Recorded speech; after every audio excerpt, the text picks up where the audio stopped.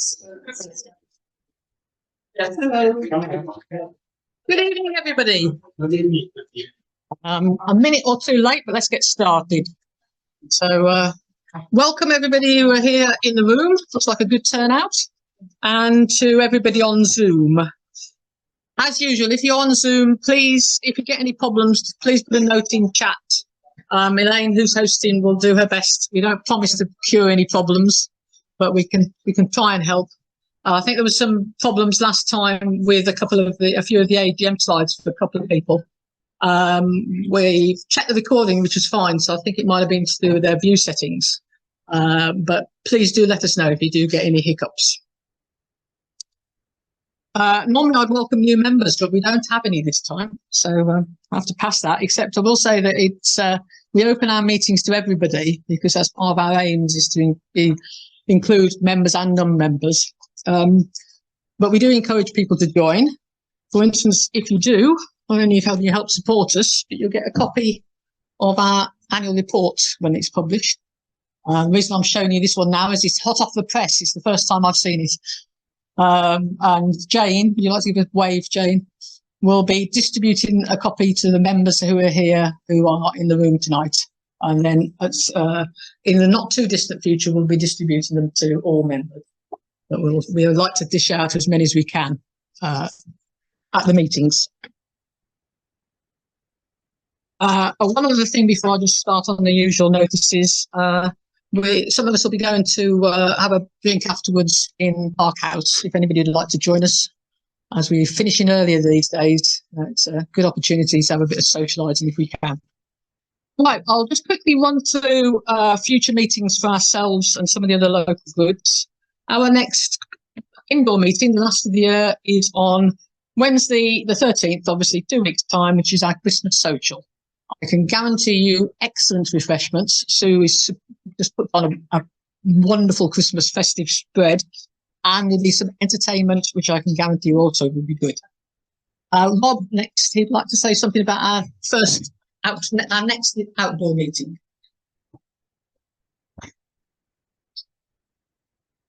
Okay, we have a minibus excursion on Sunday to Keyhaven and Pennington Marshes. It's the first one of these minibus excursions we've done for quite a while. I'm pleased to say that it's almost full, but if anyone still wants to come on the trip, please get it really quickly. I was also going to say that I know that someone who is interested in this trip contacted me by the BOC email address I gave, and the message didn't come through. So if anyone is still waiting to hear back from me, then do say. Okay. Thanks, Rob. We have two other outdoor trips planned before our next indoor meeting. One on Saturday the 9th, which is an introduction to bark birding, which is going to Fobney Island and Meadow. And then on Monday the 11th, we've got a joint trip with NDOC to Pangham Harbour. NDOC's next indoor meeting is on Thursday the 7th, which is their AGM, and Chris Foster's going to be talking about field guides. So if anybody missed it when he did it for us, feel free to go along. That's in Greenham. Their next two outdoor meetings before our next indoor one, they're doing on Saturday the 2nd, Saturday the 2nd, they're surveying in Lambourne, and on Sunday the 10th, they're visiting Moor Green Lakes. Reading RSPB Group's next indoor meeting is the day before ours on Tuesday the 12th, when they're having a members' evening with talks and refreshments at Pangbourne. All are welcome. And their next outdoor... Oh, Ms. Jeremy.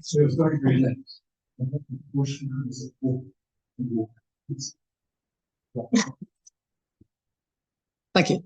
For those of you on Zoom, that was Jeremy from the Reading RSPB Group saying he's bought some copies of their newsletter. Sorry you can't have them when you're on Zoom. Okay, and their next outdoor trip is on Sunday the 17th when they're going to Little Marlow Gravel Pit. And last group I just want to mention is Wokingham and Bracknell RSPB. Their next indoor meeting is the day after ours, with their Christmas social. So if you really into Christmas socials, you could do 3 on 3 consecutive nights.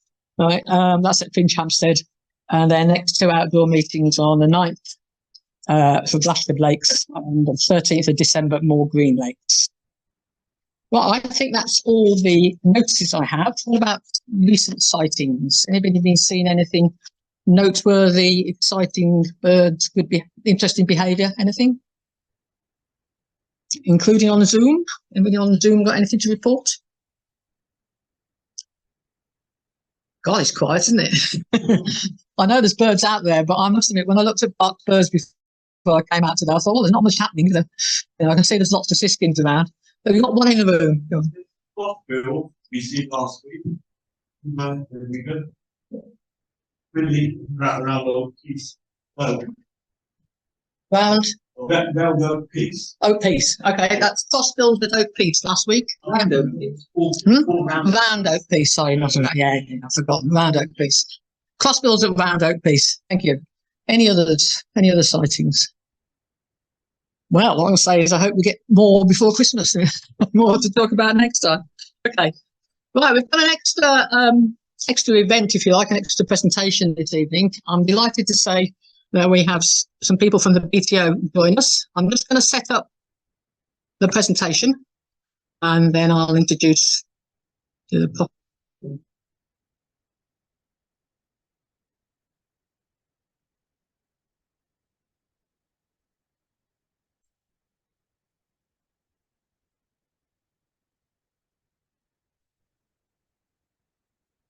all right. Okay, right. You can see on the slide what we're going to be, the subjects are going to be covered. We've been talking a lot with Sean lately, Sean Murphy, your local regional rep for Berkshire for the BTO, and we want to work together more closely. And he's going to tell you something about two of the issues that we're hoping to work together on. So I'll pass it over to you. You want me to turn the lights down? Yes, please. Yes, thank you, Sally, and good evening to everybody. Just to be clear, I'm not BTO core staff. As the regional representative for Berkshire. So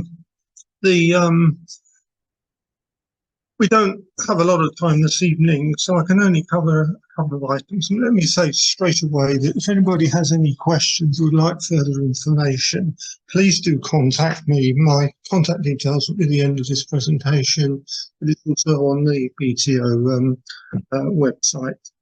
However, I am delighted this evening that we're joined by the two BTO representatives from Berkshire.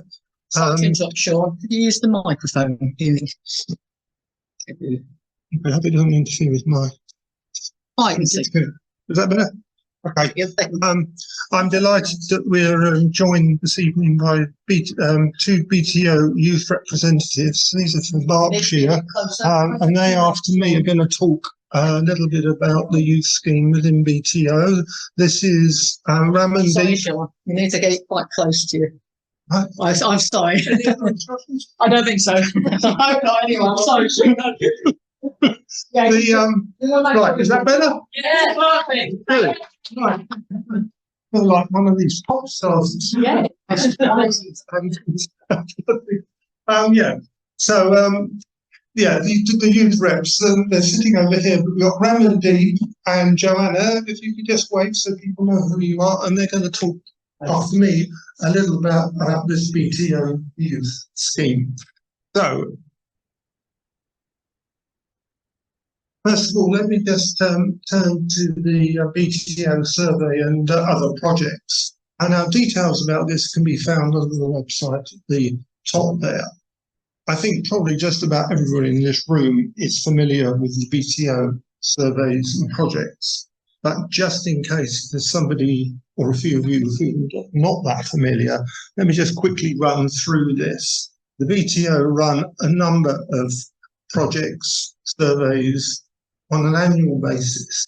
And all the details of these can be found on that website.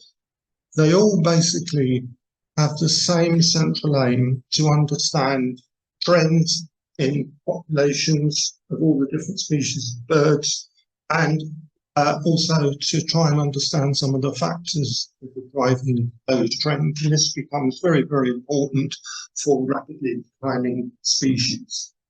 The surveys themselves, I've listed some of the main ones there on the right hand of the screen. Generally, as you know, it's up according to the bird group or the life cycle. But what I've done here is split them into two groups.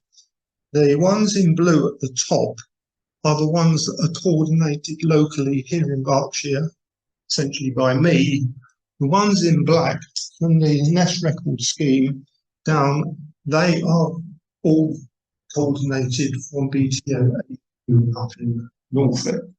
But if anybody has questions about those last ones, again, do contact me because I can actually help to a certain extent.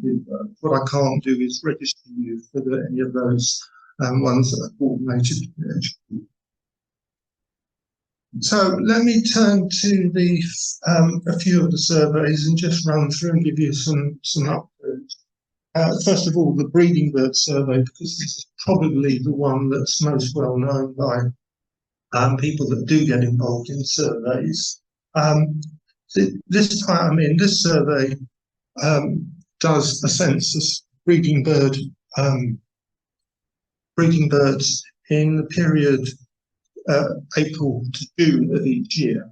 And about this time, enough of the data gets processed that we are able to get some high-level results for each of the BPO regions, so here in Berkshire. But just before that, let me just give you some sort of set of context. Berkshire has 141 random squares across the county, and currently 67 of those are surveyed by volunteers. So basically 74 are vacant. Most of it, in general, when I took over regional representative about 1919, but the squares in the centre and to the east seem to be more popular, and that trend has continued. So most of the unallocated squares are actually in the west of the county, as I show in this little map here. You can see the pink squares there, and so there's a lot of vacant squares over there in the west of the county. Just a few of these high-level results. What we've shown here on the left-hand side are the most numerous species that have been recorded across those squares, those 67 squares surveyed this year, and there's no real surprises here. So we have species blackbill, blackbird, blue tip, etc., and it's very, very similar to results that we've had in previous years. Turning though to the table there on the right, that shows the most widespread species. That is species that have been recorded from the most squares, from 67 squares, and it shows there the percentage in the table. And again, it's pretty much the same. The species at the top are pretty much the same as the most numerous ones, apart from colonial species. But rather nicely, down the bottom there, we're sort of in that top group. We do have a couple of warblers from the black cap that have been with the, although they're not common, they are very widespread, which is great.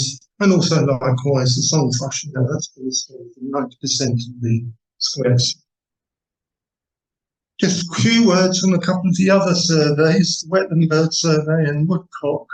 I don't have any bird data yet on these, but 2023, just on the wetland bird survey, we have 145 wetland sites across Berkshire, and 55 of these are allocated.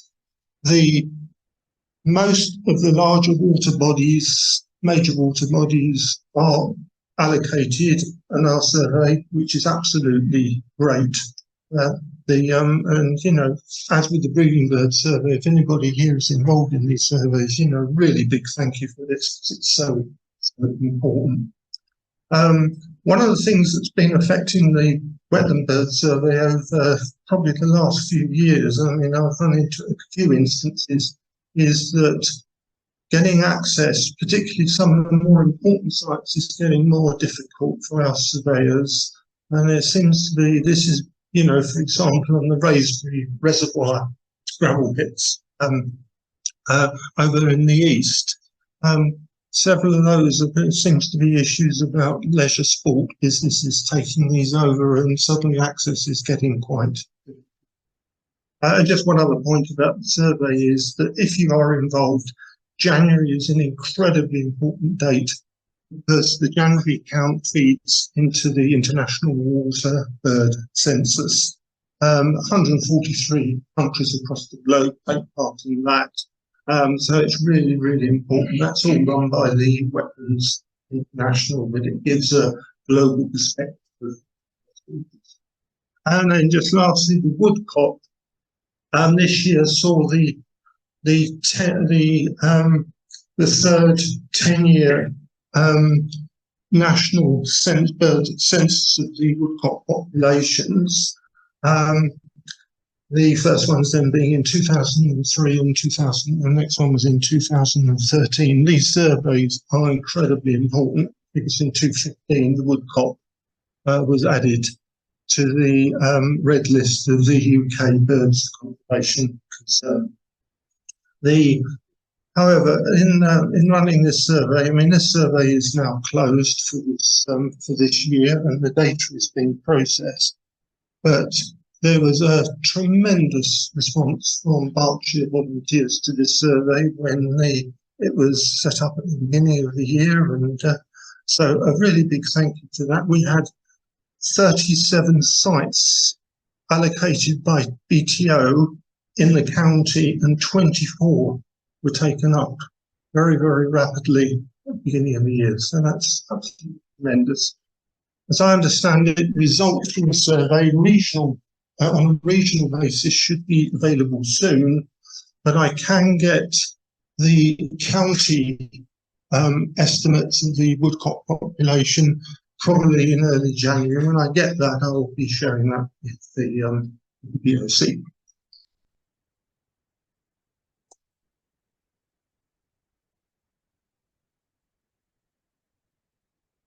And then lastly from me, news about a new survey, the Winter Gull Roost Survey, WINGS. You can find details about this at that website there at the top. Now, the background to this is that gull populations across the UK and Britain are in decline. And the reasons for this are not really understood. Now, the UK is very, very important for wintering populations of gull species. But the problem is that at the moment, special protection area, the assessment of an establishment's protection areas does not factor this in. So a new survey has been set up that will be running in this year, 2024, and then again, 2024-25 in the winter periods, with the aims, first of all, to do an estimate of the current estimate of some gull, particularly, I'll come to that, which species in a minute, gull population numbers. And then that can be compared with the last major survey that was done in 2003, 2004, 2005, 2006. But in addition, this survey this year will also make an assessment of the impact of highly pathogenic avian influenza on the populations, and also for the UK, try and identify really important sites that might be considered to be taken into account as special protection areas. The gull species involved are listed there in the first one. So you've got the common black-headed Mediterranean herring, lesser and greater black-backed, but all gulls will be They're going to ask for all gull species to be recorded if, if there are other species around. The general method for the survey is that they've set up 2 categories of their region. And the first are key sites, and these are sites that are known that regularly support over 1,000 gulls on a regular basis. And then sample sites, which are chosen at random from suitable habitats across each of the BTO regions. There is a vacant site map that's available that you can access through the link that was on the previous slide. So that has all the details. Berkshire has 6 key areas, key sample sites, and 4 sample sites. Key sites include gravel pits such as Field. It's also got Queen Mother Reservoir. There's Moatlands, Caversham, Dinton Pastures, etc. I've just shown them very quickly here on the map. This is downloaded from the BTO site, but you can't really see. The dark blue is supposed to be it's some light blue is supposed to be the sample sites. But anyway, I've marked the key sites with red and the sample ones with yellow. So that's what we've got. There's a couple of grey ones there, but they're all we've already had a couple of the sites requested by volunteers. So anyway, more, as I say, if you're interested in this survey, more details on that website, or you can ask me. So on that, I will turn over to Ramandeep and Joanna.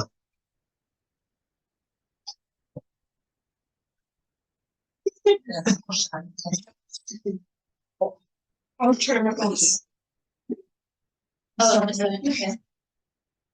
Oh, okay. If it stands by the laptop, then Yeah. the camera's on the top of the big screen. Okay, awesome. So hi everyone. My name is Ramandeep. This is Johanna. So we're just talking to you a bit about our roles as BTO youth representatives today. So firstly, what is our role? So our roles are to engage young people with nature and science for organising events in the region. We work with local communities and stakeholders, and we want to create an inclusive and diverse environment for young people so they can feel like they belong. And we also want to support young people's interest in nature. Currently, across the UK, there are about 45 members of BTO Youth, and we represent the region of Berkshire. Okay, so we have already done one event that you have been all invited to. It was the Big Bird Race, and it was quite a success. There, all these members came, and it was amazing. We went to Dinton Pastures, and we were looking for birds for 4 hours. What better evening can you imagine? So it was really nice. And we also planned a wildlife photography event that had to be postponed because of weather. But we're going to still do it in January, so we can wait for that. Yep. So we have a few upcoming events and future plans and ideas, such as we're actually meeting tomorrow someone from the local RSPB group from Wokingham and Bracknell. Next Wednesday, we're running an on-campus nature night, which is where, because I jointly run a society called the Hedgehog Society, but I'm collaborating with a bird society and zoology society. So students can all come together for one evening and play nature-themed games and do some nature-themed crafts, as we want to build a community of people that enjoy nature and love wildlife together. So then when we do events outside of campus, people already know who we are and they're more likely to come. We also want to create collaborations with local communities, organisations and generations, such as we're at the start of our journey in wildlife and careers, but a lot of you have a lot more knowledge and experience, and so you probably have a lot more advice and guidance for us starting out. We also want to plan events that support the development of skills in local youth, and that might a potential option could be working with more experienced birders. So thank you for your attention, and we wanted to ask if you have any questions. You can just ask now if you wanted to. Or if you prefer that's short, then both of our emails, so you can also send us an email. But thank you for listening to us today. Well, thank you. Does anybody have any quick questions? We'll be needing to get on to the main event shortly, but we do have a few minutes if anybody's got any burning ideas. If not, thank you so much. Let me just like to say a few words about both of the presentations you just had. Firstly, we're really keen to work with Sean to get more people involved in surveying. We're looking at ways we can do that. If anybody's out there wants to do some surveying and is thinking maybe I don't have the experience, I don't know what I want to do, or I need to have more knowledge, do come and ask us what, let's get involved. We want to find ways of helping people become surveyors. I do two of those. I'm going to give the show off now. Two of the BBS squares are mine, and I really enjoy doing those. It's a great. It's only 3 visits maximum a year, and it's a really fun thing to do. And thank you so much to the youth reps for coming. We've already they've joined us at the committee meeting recently, and we're looking at ways that we can work together. I hope nobody minds this as I look around the room and say we need to get more young people involved. I don't think I'll surprise anybody by that. We're looking at ways we can do that, and Debbie Reynolds is going to be setting a meeting up between us soon. But if anybody's got any ideas of what we can do, please do get in touch. We're delighted. So thank you very much to the BTO reps for this evening. Let me just stop sharing and get the next presentation ready.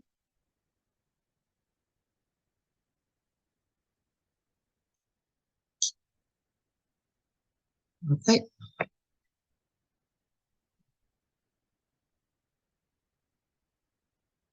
Everybody on Zoom gets a brief glimpse of my dad while I'm doing this.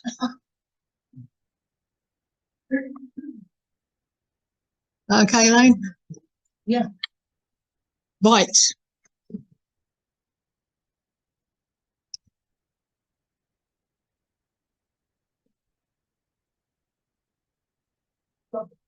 Thank you.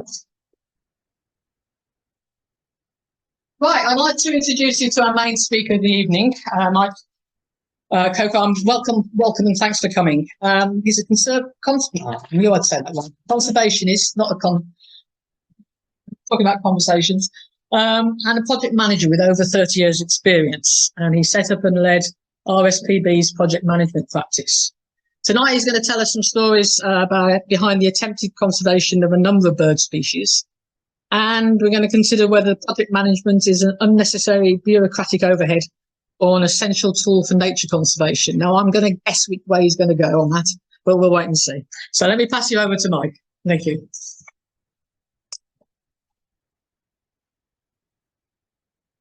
Very much. So we're going for unnecessary bureaucratic overhead then, eh? I used to do some project management. Excellent. That was going to be one of my questions. So how many project managers have we got in the room? So how many people have done a bit of project management or are still project management? Yeah, so I need to be careful then. Right, great. Thank you. Does the camera need adjusting? Well, the trouble is that the camera is just very dark. There's no light. Okay. So having a discussion about the camera for those of you. Are you happy with me sat down, Elaine? Does that work better? Or? Well, the trouble is that the like a light. The ambient light. Yeah. So if you're watching on Zoom, you're just going to have to put up with me being dark, which is probably a good thing.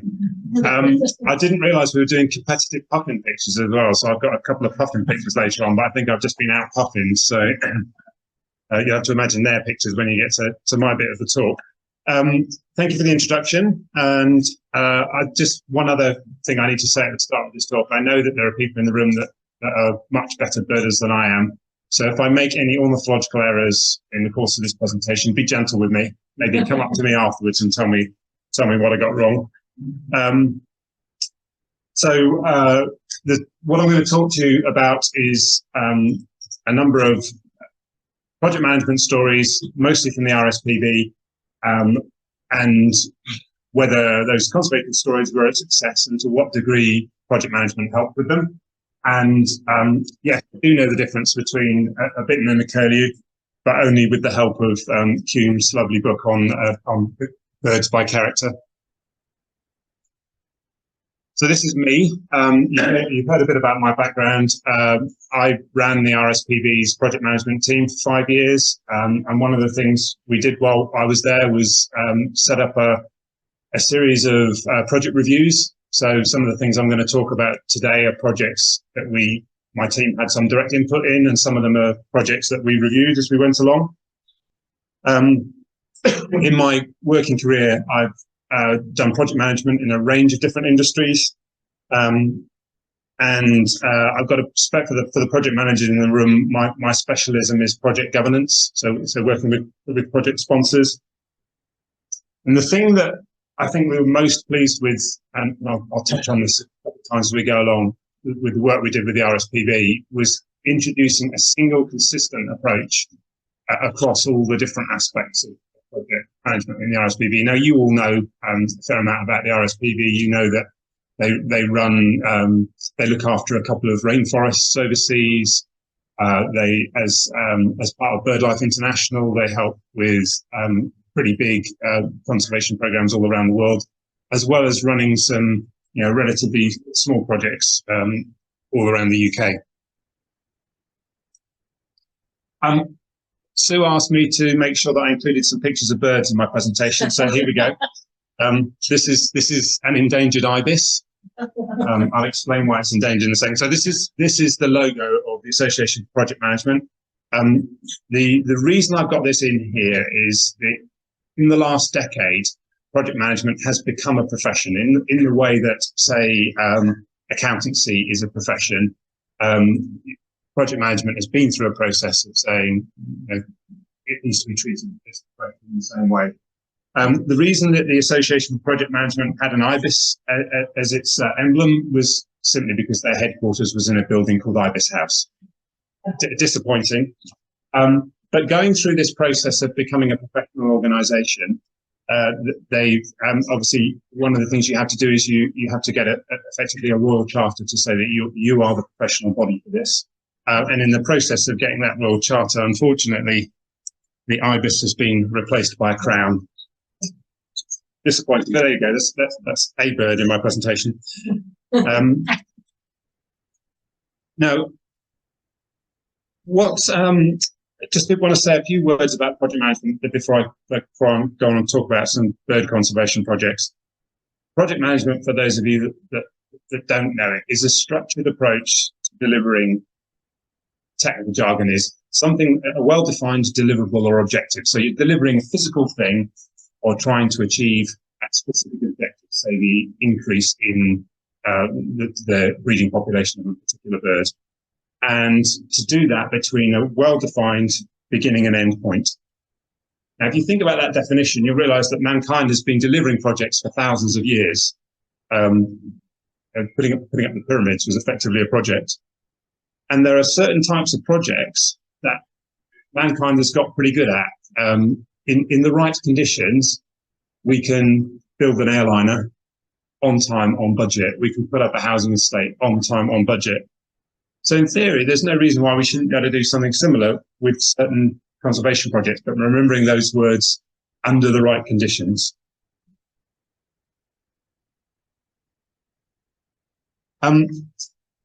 So I feel as a project manager, I need to introduce a little bit of jargon, and this is a project plan. And this is a particular type of project plan called a Gantt chart. And before everybody puts their hands up and asks me what the acronym stands for, it doesn't. Yeah, it's one person knows. So Gantt chart was named after a guy called Henry Gantt, who about 100 years ago thought actually it would be a really good idea to show graphically how the different tasks in a project relate to each other, and also when that project was going to do things. Now, as Sally said, I've spent 30 years as a project manager, and in my early career, I spent a lot of time drawing these things, printing them out on big sheets of paper. I don't know if you remember the printed paper with the holes alongside it, sticking it up on office walls. Now, that's a completely pointless task, because the thing about a project plan and a Gantt chart like this is they're dynamic. They change all the time. As the project progresses, things about them change. So then I had to rip down all the sheets off the walls, throw them in the bin. I mean, recycle them. I'm sure we could have come up with a better use for them. Oh, second bird. No. So we've got a crane here. One of the challenges, and this is kind of built into the presentation, one of the challenges I had at the RSPB was, isn't project management just a load of bureaucracy? And doing what I've just described just reinforced that view. So producing these charts that are a bit confusing and putting them up on walls and then ripping them down again didn't really help deal with that accusation that project management's really a bit of bureaucracy. And certainly, I apologise if this is anybody in the room, but certainly project managers that I've worked with some of them seem to spend a lot of time fiddling with those charts and not enough time understanding what the problems are that they're actually helping people solve. So there's got to be a better use for those charts. Have you seen these? You can get these bird nest boxes that are actually made out of paper and reed. Available on the RSPB. Oh no, sorry, I'm not. So at this point, and just before I move on to some of the specific projects, I want to give you a thought to hold on to, and I'll probably repeat this a few times. Just remember that project management is simply a set of tools and techniques that can improve the probability of us delivering something that meets that definition I gave just now. So delivering a specific thing, well-defined deliverable, or an objective, an increase in the breeding population of a bird species between a clear beginning and end point. So bureaucracy, in my experience, only really starts to creep in when the tools and techniques are treated as an end in themselves, and the project management, the project team lose sight of the thing that they're actually trying to do. Just like in this picture, I've lost. There is a bittern in this picture. Can you see it? And this is about my best picture of a bittern, hiding in the reeds there. So you probably all know the story of bitterns. Bitterns died out in the UK in the 1800s due to a combination of their wetland homes being drained, but also they were hunted for food. The bitterns, although by most accounts they weren't particularly good eating, they became a popular feature of upper class tables. So you can just imagine these people sitting around eating the bittern as almost a symbol, and then going, "That wasn't very nice." So they died out in the 1800s in the UK. In the early 1900s, a small breeding population of European birds started to grow from Norfolk, and I think it peaked at about 80 birds in the 1950s. But then again, due to our continued drainage of their preferred locations, the population dwindled away until in 1997, there were only 11 booming males counted in the UK. So if you notice, I've been swapping between breeding pairs and booming males. So it's unlikely that all of those 11 booming males were attracting mates. So you've got a population really dwindling away to nothing. So let's switch to the RSPB project and an RSPB photo.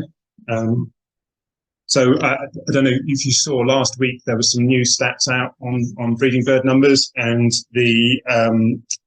it confirmed really that what we already thought, that there were more than 200 breeding pairs of bitterns across the UK as of last year, and from 11 booming males, probably less breeding pairs, to 200 pairs in the space of 25 years. That's pretty good. And many of these breeding bitterns are being found in reed bed habitats that have been created in the last 25 years, some of which has been done as a direct result of EU funding. So EU funding being spent on the creation of new wetland sites, and some of it, as you know, living in this area, has been done with aggregate and mineral schemes. So creating gravel pits and then turning those into reed beds. I was lucky enough in 2017 to pay a visit to Oos Fen, where Hansen were doing a gravel extraction project. and we walked onto the site with the heavy machinery still in action around us, just as it was starting to get dark and the machinery is getting switched off. And almost within 30 minutes, we had 3 booming Bitterns around us on a site it was still an active gravel pit. They'd only just really started to put reed beds in, but to me, that showed how quickly the birds will come if the conditions are right. So I assumed that with Bitterns, all you have to do is build the right habitat and the Bitterns will appear. And then my colleagues at the RSPB explained that actually it had taken 25 years of science to work out exactly what the right conditions were for Bitterns. They need optimal habitat. Water needs to be not too deep and not too shallow. It needs to have the right foodstuffs in it, which means you need the right food for the food, if you see what I mean. They need plenty of reed bed to skulk away in and set their nests up in. So they're quite fussy things. So this is Englemere Pond in Ascot. I believe, and you correct me if I'm wrong, I believe that there are occasionally Bitterns that get seen here, but there's not enough suitable habitat for them to set up nest sites. So this is an example of something that maybe with a bit of work could be turned into Bittern habitat. So the Bitterns are a success story. So Bitterns, we know what the problem is. The problem was there wasn't enough suitable nesting habitat for them. We've worked out a solution, which is to create exactly the right kind of reed beds for them. And as long as we learn from all the previous 100-odd projects that have gone on, not to recreate the mistakes, building a reed bed too near a motorway, we've got a localish issue where a reed bed near a housing estate, and some of the residents in the housing estate are complaining about all the biting insects. They haven't started complaining about the booming Bitterns yet, but they're complaining about the biting insects. So as long as we take those things into account, we can have more Bitterns.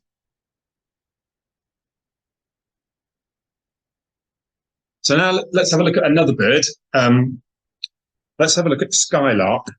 So like Bitterns, skylarks were caught and eaten. The skylark was a much more popular foodstuff and even featured in Mrs. Beeton's recipe books. But by the late 1800s, declining numbers had made them, again, a bit of a luxury foodstuff. So the general public weren't eating them, but they were appearing on menus of upper class people. But for the skylark, attempts at skylark conservation started earlier than with the Bitterns. So in the 1930s, the lark catching was banned. And the skylark population seemed to stabilise for about 40 years. So there might be people here that know this better than me, but until about the 1970s, the population was fairly level, and then it's gone into a drastic decline over the next 20 years. Real population crash by the mid-80s. It looks like, according to the latest data, that the population decreases, flattened off. It's still going down, but it's not going down as steeply as it was. But it's following a similar trend to many farmland species at the moment.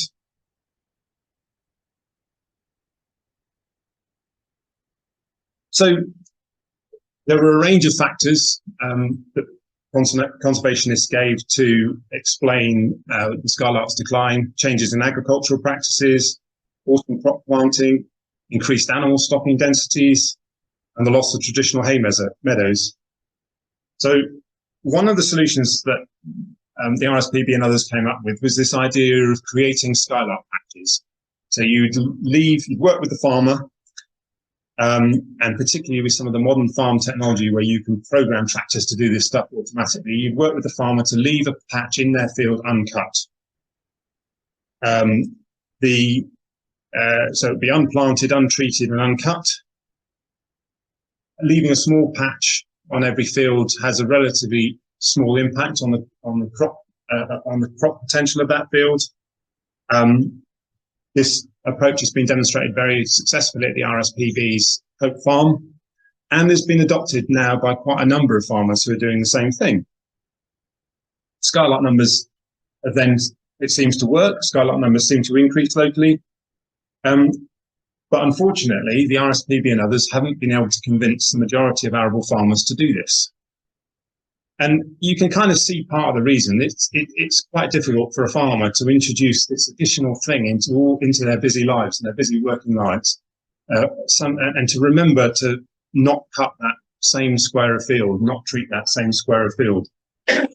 We seem to have a similar problem emerged over the last 10 years or so with local authorities. So this is a piece of arable farmland near where I live in Bracknell, which has been turned into one of these statutory green spaces. So the land has been bought by the local authority and it's used to compensate for housing development.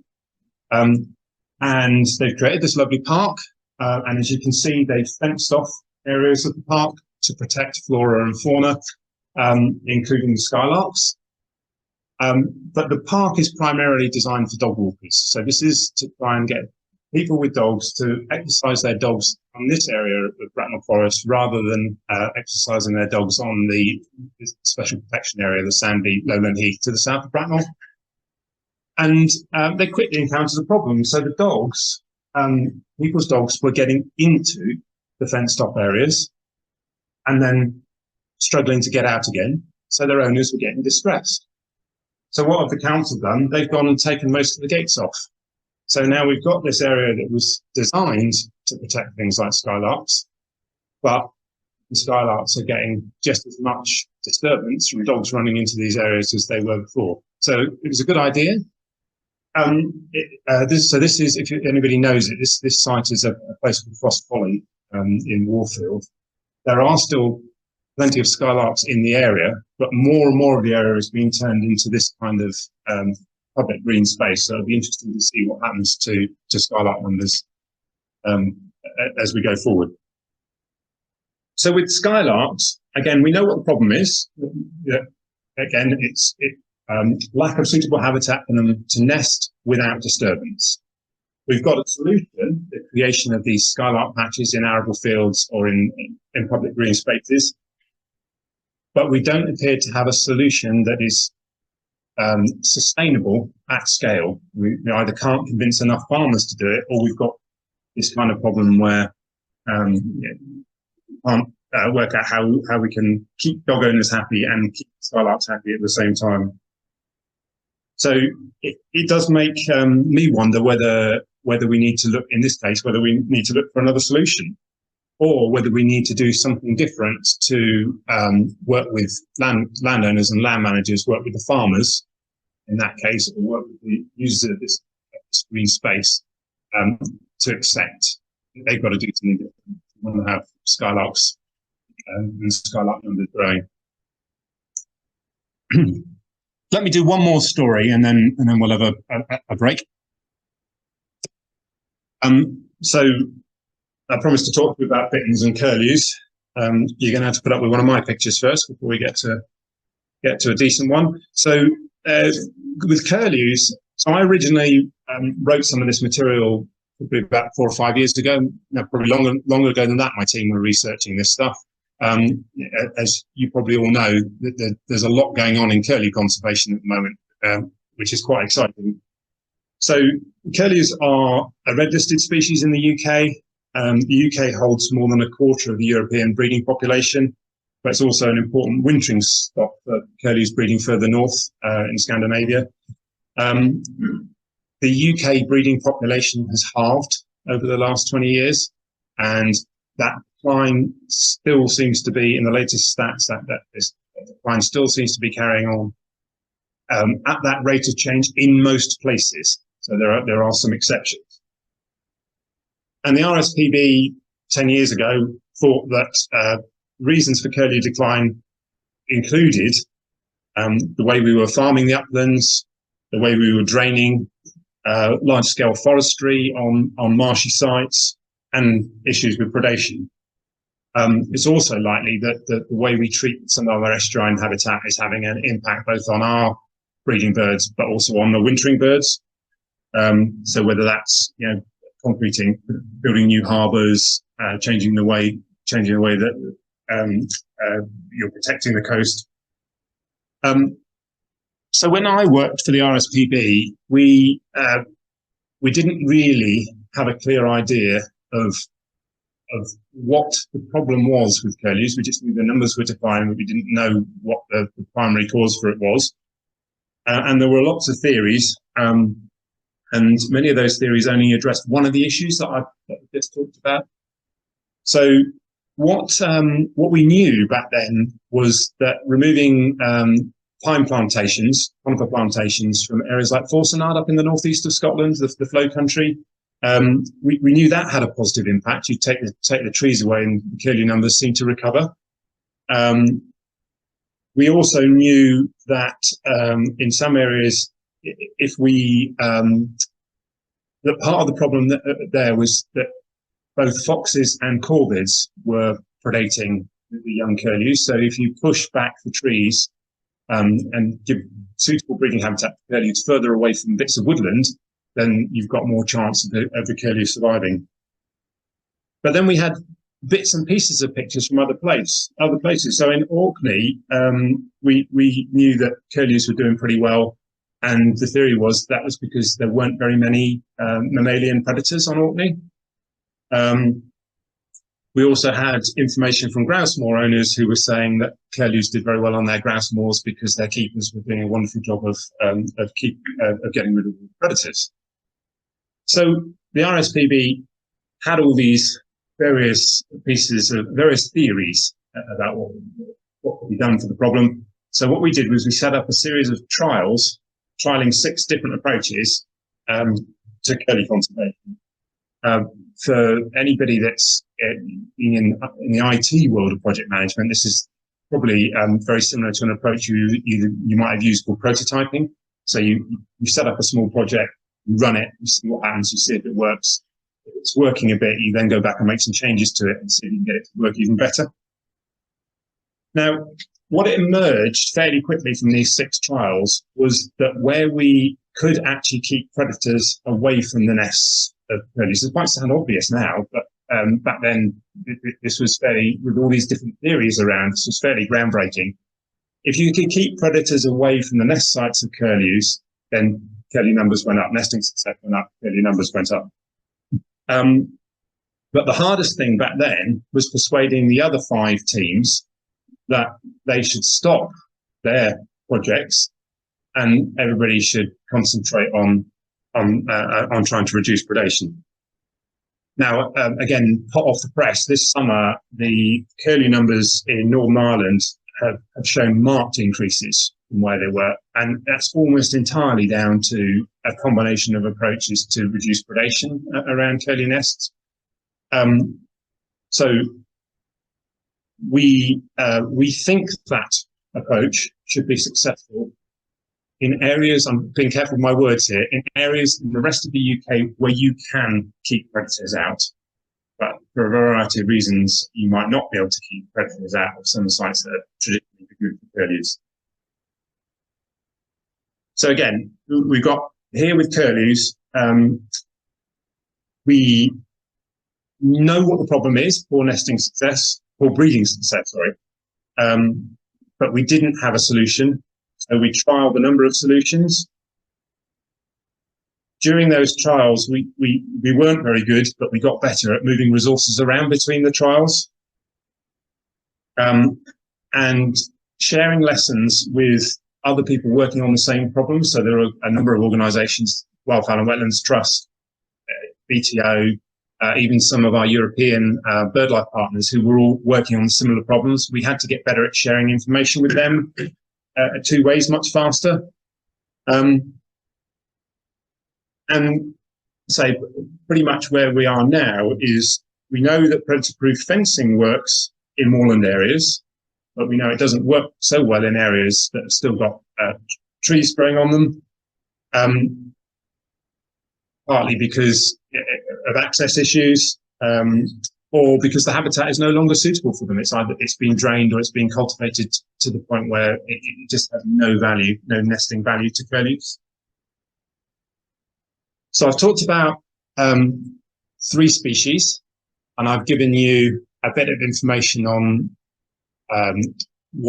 whether those projects have been successful or not. Shall we have a little break? Yes. if anybody wants to ask me any questions on those three during the break, then I'll go on.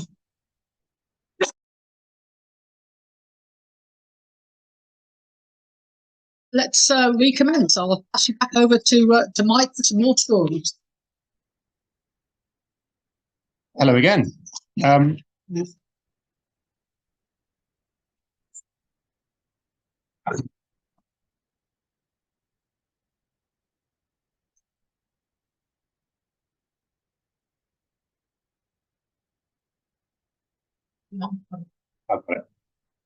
So I was just having a quick chat with, I like doing these events because you always learn something. I was just having a quick chat with Sean at the break, and Sean was saying that he used to live very close to Frost Folly, where these pictures were taken. The pictures I was using in the Skylark talk, and he was saying that the Skylark numbers went up. So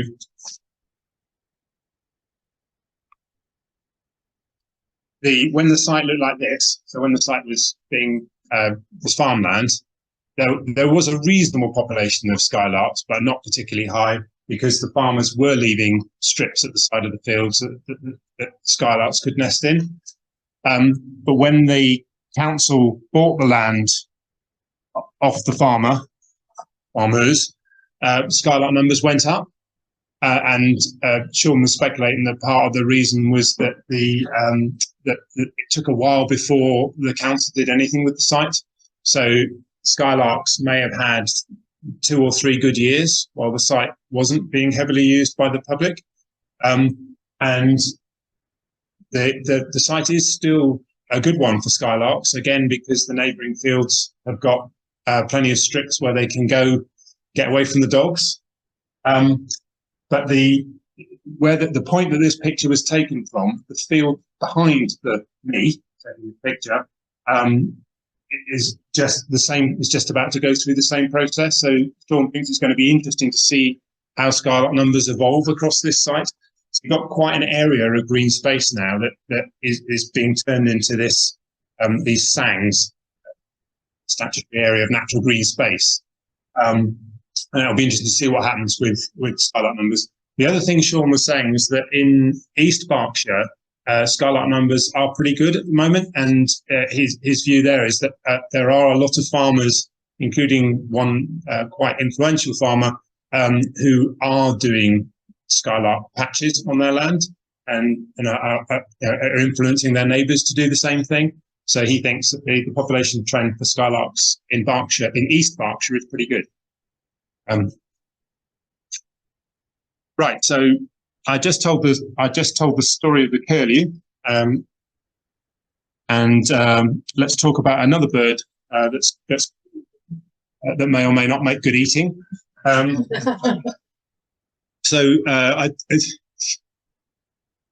puffin apparently, according to the puffin recipe books, is very tasty when you either marinate it for a long time or you cover it in strongly.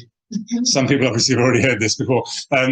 You cover it in strongly flavoured sauces. In other words, if you could eat something else tastier, you wouldn't eat puffins. And I think as we have been able to find other things to eat, so our predisposition to eating puffins has dropped. So this picture was taken 10 years ago on Orkney, and the reason that it's such a poor picture. At this time of year, historically, this cliff would have been, in this shot, you see tens of puffins. On this section of cliff on the west coast of Orkney's main island, you'd have seen hundreds of puffins. When we were there looking for them, we only managed to find 10. And these two are obviously quite a long way away from me and my long lens at the time. So the puffin's another species that's currently red listed, and where the UK population continues to decline according to the latest figures. Although for the puffin, that decline started later. So the declining numbers of puffins have really only been in the last couple of decades, which maybe tells us something interesting. The list of potential threats that my colleagues compiled range from climate change to predation by invasive species. And there were almost as many theories about what was causing population decline in puffins as probably as there were with puffins. I think my favourite was, I don't know if you saw this, one newspaper running the story that puffins were being wiped out because the EU were allowing the Danes to catch many sand eels in the North Sea. It turned out when you looked at that story a bit more, it was a creative mix of anti-EU rhetoric and some very out-of-date data being used. We'll come back to sand eels in a minute, but it's unlikely that the Danish sand eel fleet were having enough of an impact to cause the problems we were seeing in the puffin population. So, as you're probably aware, there's a lot of research still going on to try and work out what the real problem is with puffins, ranging from satellite tags to see how far they're going to feed and where they're feeding. There's some fascinating, sorry, I'll go off on one about this, but some really fascinating plots starting to be shared about where certain puffins, how far certain puffins are having to go and feed. So some of these Orcadian birds are having to go hundreds of miles to find suitable fishing spots.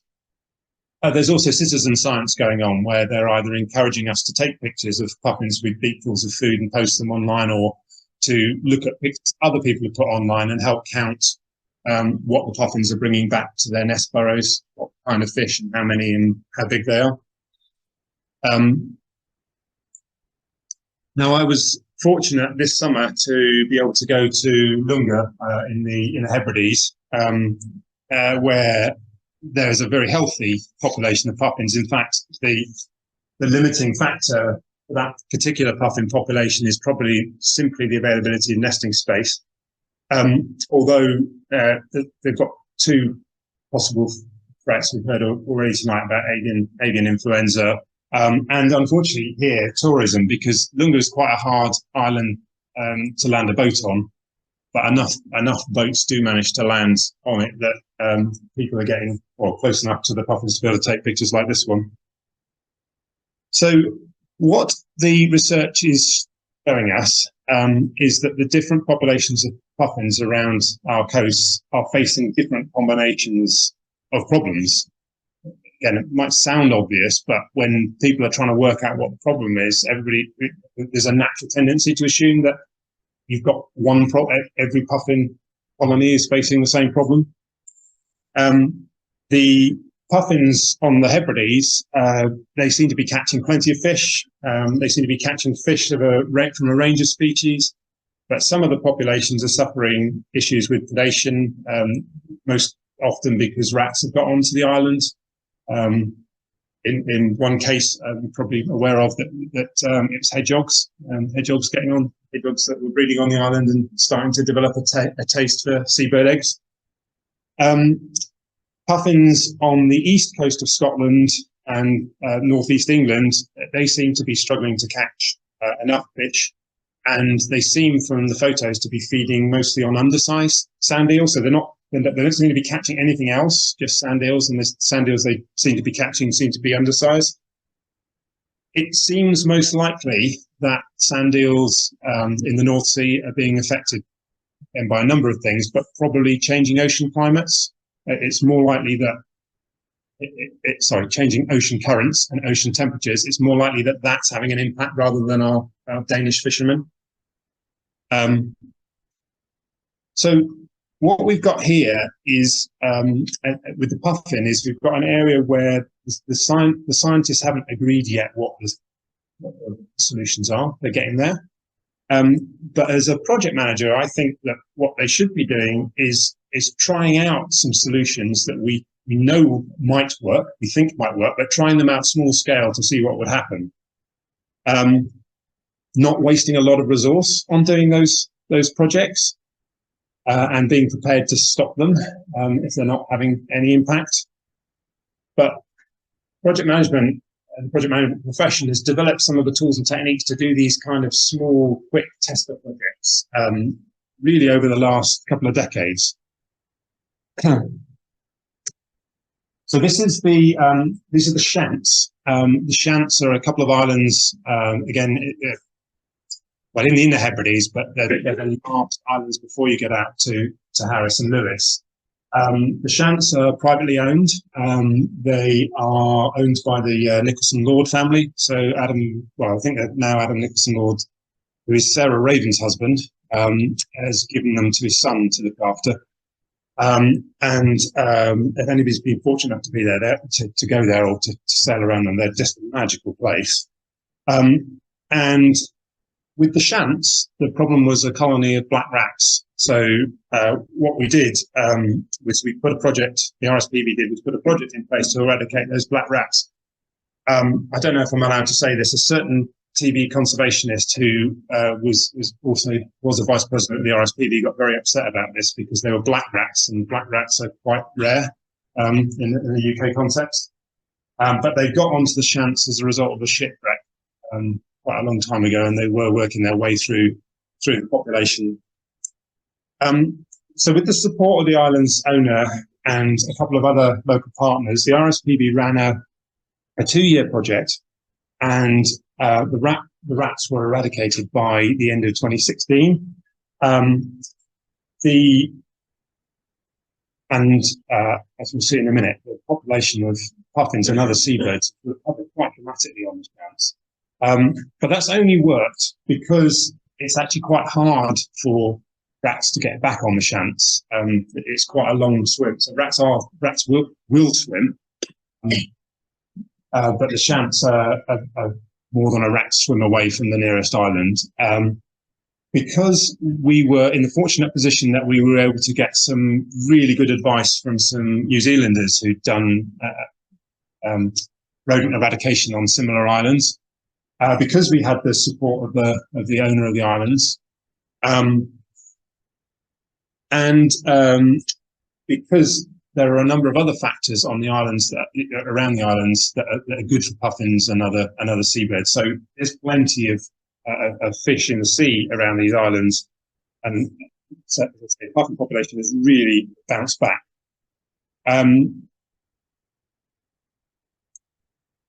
So I was fortunate enough, as I say, this summer to be able to go and get close to the islands. I did have a small bee in my bonnet. I nearly got to go to the island as part of the project team, but I got bounced because one of the people that was funding the project, they took my space on the boat, which is fine because it was their money that was letting us do this.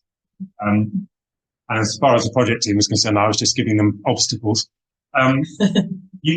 So in this picture, we've got razorbills in the foreground, we've got guillemots, and there's actually a raft of puffins across the middle of the picture. But just as we approach the island, seeing all of these thousands of seabirds taking off from the cliffs and flying around and dropping onto the water around us like this,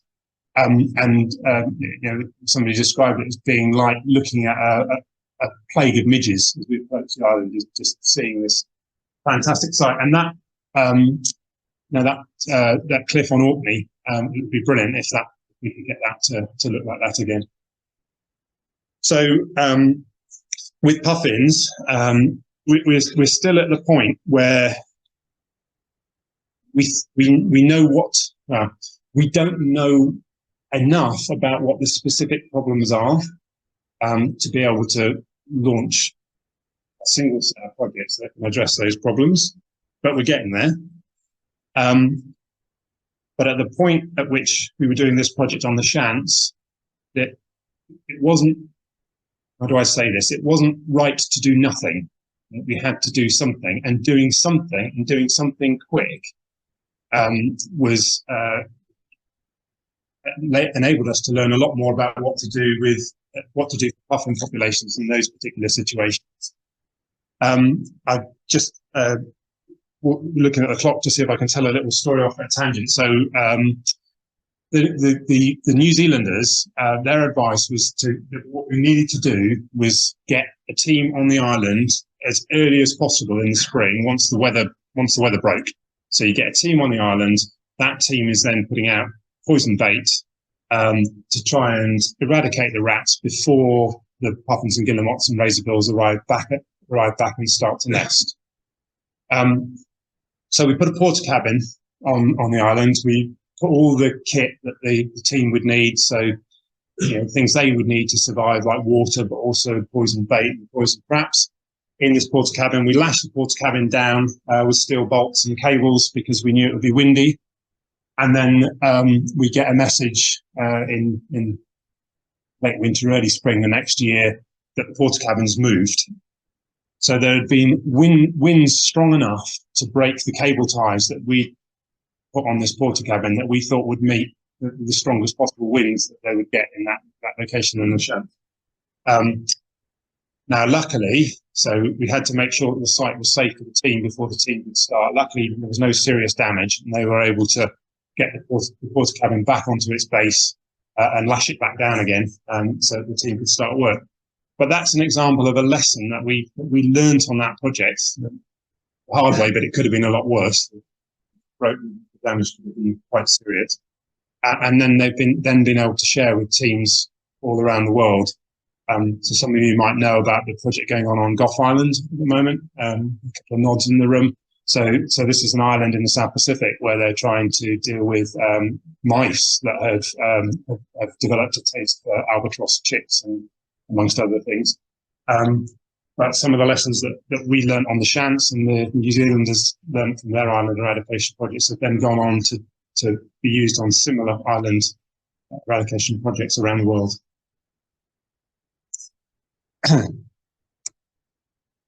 So as I've been going along, I've really tried, I hope you've noticed, I've tried to repeat 3 questions with each of the 4 species that we've looked at. So do we understand the problem? So I've said here, is the problem that we're trying to solve well defined? Is there a solution? So somebody got a solution to that problem that we can use and that we can roll out in that specific location? And is that solution sustainable? So is it something that we can keep going? So if you like my Skylark example with the local authority, they came up with an idea, but that idea wasn't sustainable because the issue with dogs getting trapped inside the fences and the gates having to be removed. Hopefully, when they develop the site that's behind the photographer in that picture, they're going to use better fencing, because they've certainly put better fencing on some of the site that will stop the dogs getting trapped alongside of the fences. Now, what my team were doing was asking these 3 questions on these projects, and then looking to see whether the different tools that we had in our armory as project managers, whether we tweaked the tools we used depending on the type of project. So if you treat each of those 3 questions as a yes/no questions, with Bitterns, yes, we know what the problem is. Yes, we've got a proven solution, and yes, that solution is deliverable and sustainable as long as you be able to rebed in sensible locations and not building it next to a housing estate where people are going to get upset about the biting flies. With Skylarks, we know what the problem is. We have a solution, but that solution doesn't appear to be deliverable or sustainable, or at least in the way that it's being delivered today. Although, you know, Sean's news about East Berkshire is quite encouraging. But I think where we're going, my personal opinion is where we're going to end up with Skylarks is we're going to have to try and find another solution that's works with farmland. Although it might be that solution is something to do with some of these clever new technologies that they can have in the farmers' tractor cabs. With curlews, we know what the problem is. It's breeding success. We didn't have a suitable solution, although it might be that with the news from Northern Ireland, we're approaching one now, or at least for a lot of the curlew population, by putting predator-proof fencing around, we can give curlews a better chance. With puffins, I would say today we're beginning to get a better idea of what the problems are affecting some colonies of puffins. We still don't know what all the solutions are. Now, as a project manager, with these kind of things, where I know what the solution is and I'm repeating it, this is what we've spent, said at the start, 1,000 years learning how to do. We can do these things. We can build new Bittern habitat. As we went through, so using the Skylark example, I was saying, there are some tools we can start to use that are in our kit bag, that might be about just doing a better job of engaging. We were having a chat in the break about engaging dog owners better, but engaging the landowners better. This kind of projects. With the Curlew, I use that example. We've got this idea of running trials where you take, in the case of Curlew, 6 different approaches and run them all at the same time to see which would work. And in the case of puffins, just do something, try something. Don't keep hoping that you'll eventually have a single settled piece of science and a single settled solution. I just wanted to touch on another couple of issues and then wrap up. Need to say that a chough is one of my favourite birds, and I was fortunate enough to see them quite early on as the population was being established on Anglesey. The chough population. And this summer I was lucky enough to be down in Cornwall and to see some of them at Land's End. So as you're probably aware, the choughs have done well from a combination of local reintroduction projects and very careful habitat management. So having relatively short grassland, which is not treated with herbicides, so it's insect rich. So ideally, like cliff top grassland. At the moment, the chough populations along the North Wales coast and the chough populations along the Cornish coast are doing very well, and the numbers are increasing year on year. But there's a story that's just come out that the choughs in North Wales expanded into the hill, into the foothills of Snowdonia, and the numbers in Snowdonia have started to drop. So it's very early days. They don't know what's going on there, why the numbers in the coastal areas are going up, but the numbers in the foothills went up and then have started to drop again. But there's a suspicion that all of the focus from all of the various teams working on it has been on these, or most of the focus from most of the teams working on it has been on this cliff top habitat, and not so much on the foothills habitat. And that means that there's not been the level of engagement with some of the farmers about what they need to do, what it would be nice if they did to create good habitat for the choughs to expand into.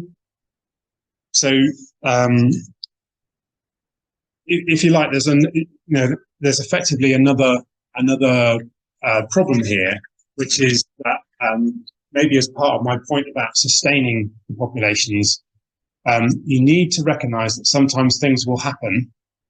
So you know what the problem is, you know what the solution is, you're rolling out that solution successfully, but then nature being nature and birds being birds, suddenly the numbers will stop going up. And you've then got to say, right now, what's going on? And there's really 3 things that when my team started to review this kind of project, we came up with a list of, I think, about, say, a dozen things. But we had 3 that were coming out pretty consistently near the top of our list. We then managed to talk to some of the folks that were running big projects in the UK government, and they put what seemed like a very different set of projects, but they put a similar list together. And we were surprised to find that the same things were appearing on the bottom of their list. So I've just put them on the bottom of the previous slide. But so even if we've got a solution and we're rolling that solution out successfully, we still need to keep monitoring progress. We need to keep checking that the chough numbers, what the chough numbers are doing. We need to be prepared to stop things and try something different if that's not working. And we also need to equip the relevant people with the skills and tools to sustain that project. Now, I think that this is my opinion, it's too early to tell, but what's going on with the choughs in Wales is that we've done a lot of work with the farmers who've got coastal farms, but we've not done that same degree of engagement with the farmers that have got the farms that the choughs started to move to, but they're still managing those farms in the way that they traditionally did. So there is something here about engaging better with those people. And let me, if it's all right, I'm just going to touch on rewilding and then wrap up. So almost all of the best pictures in this presentation are RSPB stock images. I'd love to have taken a turtle dove picture like this. I should have included my turtle dove picture. That would have made you laugh. You only know it's I only know it's a turtle dove because I took a picture. You really can't tell from my image. So rewilding is one of these things that you'll all know. It's quite a buzz topic at the moment, and it's a source of quite a lot of debate amongst the conservation project management community. I think, how do I say this politely? I got in a bit of a row with someone who's had a very strong opinion that rewilding isn't a project. Let me have a go at trying to persuade you that it is. But as you're probably aware, one of the highest profile rewilding projects is the work that's going on at NET in Surrey, in West Sussex. And the basic idea of rewilding is that we should just let nature do its thing. And the NET project has given my former colleagues at the RSPB cause to scratch their heads, because what they discovered at NET was that turtle doves were feeding both the adults and the young birds. The population has done really well at NET and is still growing, and they were feeding on different plants from the ones that the RSPB scientists thought were the things that turtle doves fed on, and we're running supplementary feeding trials on. Let's take a step back from that and think about that for a minute. So the RSPB was trying to do the right thing and trying to put out supplementary feed for turtle doves in those places where they were hanging on, and it was feeding them with the things that we had seen them eat. That didn't mean those were the things that they wanted to eat. That was all that was available in the landscape for them to eat. So because of the way they've managed the land at NET, that a lot more of the plants that we treat as weeds in the wider landscape have done well, have produced seeds, and the turtle doves have gone brilliant. That's what we really want to eat, not those nasty dried seeds that are going out for us. So we've learned a bit from that. But what was going on all of these projects is, because of the way we've treated these wider landscapes, we still need to do something. So at NET, they've changed the grazing regimes. So they're using different livestock to graze different bits of the land at different times of year, effectively to recreate those natural processes that would have been there hundreds of years ago. In Ennerdale, they've re-wiggled the river to try again create those natural processes that would have been there hundreds of years ago. So those bits that are recreating those natural processes, they're projects, because they're doing something that's got a defined beginning and an end. We're monitoring the fabulous work they're doing at NET, monitoring anything and everything, and the conservation science that sits behind it. They're projects, putting those things together.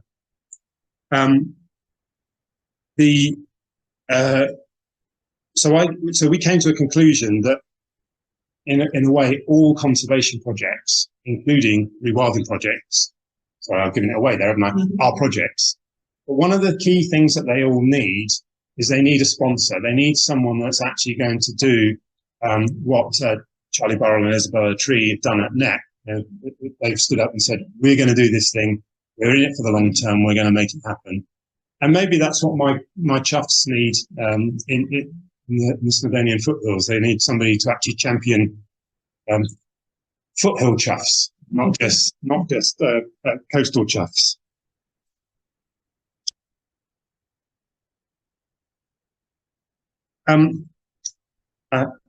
So I've learned, as somebody who's spent all their career doing project management one way or another, I feel I've learned something over the last decade, and learned something studying these conservation projects. And what we've started to do, so with the tools and techniques that we implemented in the RSPB, we've started to share with other conservation organisations. We've also found ourselves starting to share them with other charities, and increasingly to have conversations with people who are doing project management in other countries about some of the approaches.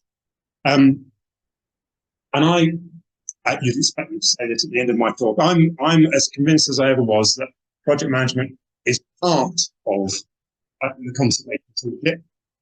If done properly, if the right tools are used in the right places on the right projects, and we avoid it becoming an end in its own sight.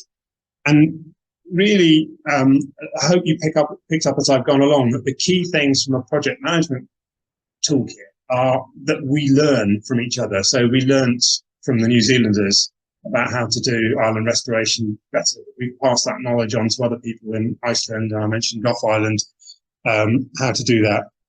That we have people who are prepared to stand up and shout loudly and repeatedly about why it's important that we look after choughs in the Snowdonian foothills, and that we track progress. We use the information that you all gather when you're out helping compile records to actually understand what the situation is. And then to be able to take action when we know that situation is going wrong over a period of time. So I'm currently, in a small way, trying to use some of the ideas that I've spoken about this evening on a little local SWIFT project.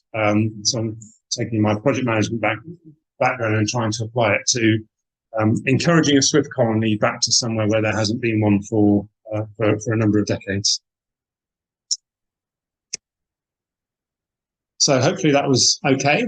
Any questions? Thank you very much, Mike.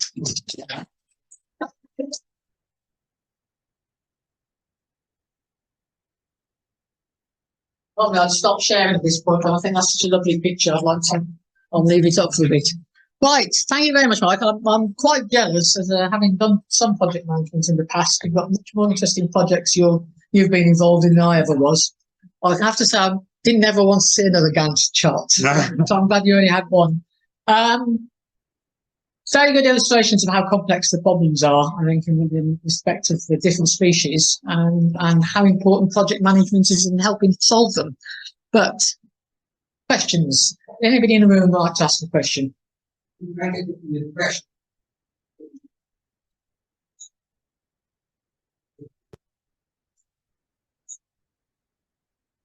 Yeah.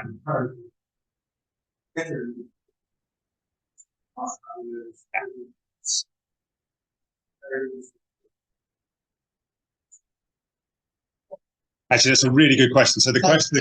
Sorry, go on. Are you going to repeat the question? Yeah. No, I'll shut up. So the question was basically that the examples I gave were all about projects that were targeting on conserving a particular species, and the gentleman pointed out that quite rightly that those conservation projects were also having a good impact for other species. So Bittern conservation used mark areas. Curlew conservation is good for golden plovers and lapwings and other species that they share their habitat with. The other thing is it's also good. So because I was doing this work at the RSPB, I wanted to start with birds. I had this theme, and you'll see I twisted it a bit in the presentation about what's the difference between a bittern and a curlew, and then introduced skylarks and puffins, another edible. But the important thing is any of these projects that I've talked about, you're also helping recreate a habitat. You're helping the invertebrates, mammals in some cases, the other species, amphibians, the other species that use those habitats. And if you like, how would you explain this? The bird is simply there as the keystone species, the thing that is easiest to watch and count. But you could have started with something different. There's a fabulous set of projects called Back from the Brink Back from the Brink in England, on the Edge in Scotland, where they've tried to they are running in excess of 20 different projects at the same time, but each of those projects is focused on something different. One's focused on an insect, one's focused on a habitat type. but using all of the techniques I've talked about to conserve those particular things and to bring the expertise into those particular things, but in the process, hopefully conserving a lot of other interesting things as well. Another question. Yeah, what's the question about puffin? Yeah.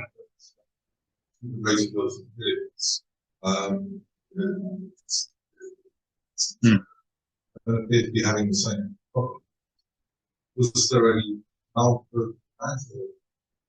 explanation? So there's a couple of things we think are going on. So we do. Just repeat. Oh, sorry. Yes. So the question was. Thank you. So the question was, in my puffin example, I focused on a puffin, but there are obviously other species that share the habitats with them, feed on similar things that don't seem to be declining in the way that puffins are doing. I think what we're finding is that where puffin numbers have declined, they seem to go first, and then other things seem to follow them. And certainly correct me if I'm wrong, anybody in the room, but what I think the radio tracking data is showing is that you've got two things going on with razorbills and guillemots. They're flying further and they're diving further. So they find it easier, relatively easy to catch their prey compared with the puffin.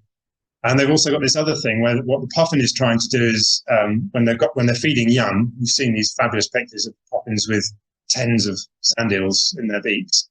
So the puffin is trying to catch exactly the right size and shape of fish to be able to hold in this highly evolved beak for it to fly back with. Whereas what the razorbills and guillemots are doing is they're swallowing it and regurgitating it to feed their young. So it may be that even the evolutionary where the puffin has evolved is actually causing it. And I think it's all. Again, this is my opinion, but I think we're seeing some element of all three things going on. But I do think, well, that Orkney cliff, yes, there were still razorbills and guillemots on that cliff, but I'm told they weren't anywhere like the numbers that were there 10 years ago. Any more questions? Anybody on Zoom got a question? No. You mentioned what happened to the polishing plots. Yeah. How would we dispose of them? So the way that they were caught in the first place is the poison is in a plastic tube. So the rats are actually being effectively trapped in the tube and then dying in the tube. So the tubes are then taken away and disposed of. The rat bodies are taken off the island and burnt. You probably on Zoom realise that was a question about how did they dispose of the rats. Not a question I think we've ever had before. Any more in the room or anybody on Zoom got a question?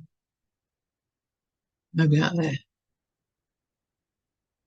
Nope, no more. Right. Thank you all for those questions, and thank you so much, Mike. That was a fascinating talk. I wasn't expecting the culinary information. I'm hoping none of us will test it out. I'm sure we won't. Oh, another one question from me. Yeah.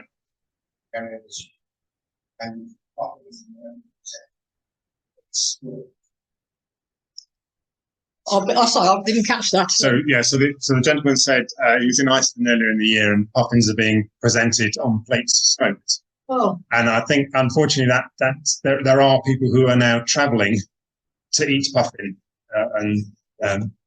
yeah. But unfortunately, there are people that still want the opportunity to try the delicacy that isn't puffin while they still can, and that's probably not. Yeah, that's probably the way of serving it to the tourist rather than. Yeah. On that rather depressing note, poor things to hold. Thank you very much, Mike. It was a really interesting talk, and shout out to Jake. Right, as I said earlier, our next meeting is 2 weeks' time. Is our Christmas social, so we can guarantee excellent refreshments and entertainment. And there's more biscuits and leaflets down here. And thank you all for coming. Good night.